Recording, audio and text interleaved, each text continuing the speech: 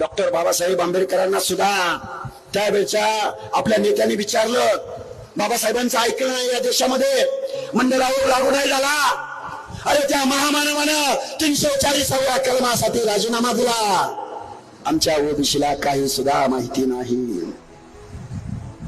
Doctor Babasaheb आंबेडकरांना विचारलं, बाबासाहेब तुम्ही दलितांना आरक्षण दिलं, ज्यांच्या बाबतीमध्ये छूताछूतपणा पाळला गेला, ज्यांच्या बाबतीमध्ये स्पृश्यता पाळली गेली, ज्यांना मानवतेची हीन वागणूक दिली, त्या माणसांना तुम्ही रिझर्वेशन दिलं, आम्ही मान्य केलं.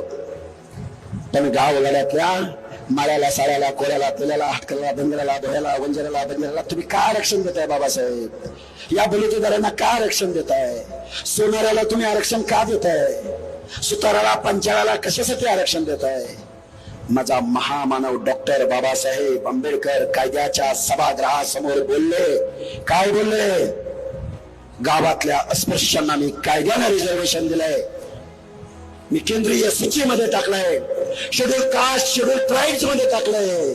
पण डोंगराच्या कुशीला कुठेतरी बेडर रामोशी राहतोय, मेंढपाळ राहतोय, बंजारा भटकंतीचं लमान तांब्यावर काम करणारा बंजारा राहतोय, कुठेतरी ऊस, आता ऊस सोडत नाही, पहिले काहीतरी वेगळंच काम करत बंजारी आमचे, ही भटकंतीची कामं करते.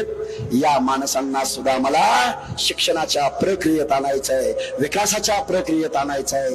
त्यांना सुद्धा या भारताचे नागरिक म्हणून सन्मानाची, इज्जतीची वागणूक द्यायची आहे. म्हणून मी ओबीसींना आरक्षण देतोय.